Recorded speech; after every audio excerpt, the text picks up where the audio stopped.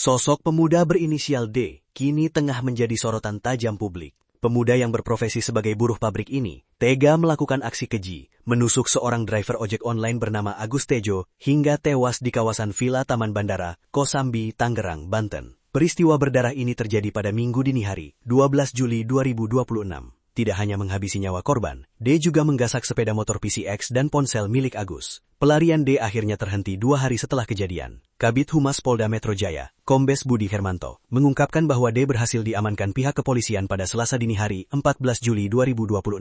Petugas meringkus tersangka di rumah kontrakannya yang berada di kawasan Jalan Bundaran Kamal, Penjaringan, Jakarta Utara. Atas tindakan sadisnya, D kini resmi ditahan dan dijerat pasal 458, serta pasal 479 ayat 3 KUHP tentang pembunuhan dan pencurian dengan kekerasan, dengan ancaman hukuman maksimal 15 tahun penjara. Pasca penangkapan, netizen bergerak cepat menelusuri jejak digital pelaku. Akun Facebook bernama rahmat.dimas395 yang diduga kuat milik D, langsung dibanjiri komentar pedas dan hujatan dari warganet yang geram. Salah satu postingan lama di akhir tahun 2025 menjadi sorotan utama. Dalam unggahan tersebut, D tampak berfoto bersama seorang wanita berhijab hitam yang diduga adalah kekasihnya. Ironisnya, hubungan asmara inilah yang justru menjadi pemantik awal tragedi maut ini. Berdasarkan hasil penyelidikan polisi, motif pembunuhan ini terbilang spontan namun tragis. Kanit 5 Subditreskrimum Ditreskrimum Polda Metro Jaya, Kompol Arif Rizky Wicaksana, membeberkan bahwa malam itu D sedang berjalan kaki dalam kondisi stres berat. D mengaku frustrasi karena didesak oleh keluarga kekasihnya untuk segera menikah setelah 2 tahun berpacaran, padahal ia sama sekali tidak memiliki biaya. Awalnya, D bahkan berniat untuk mengakhiri hidupnya sendiri malam itu. Namun, saat melintas di pos tempat korban beristirahat, niat bunuh diri itu berubah menjadi pikiran jahat secara instan setelah ia melihat motor PCX milik korban. D yang kalap mencoba merogoh saku celana korban yang sedang tertidur untuk mencari kunci motor. Sial bagi D,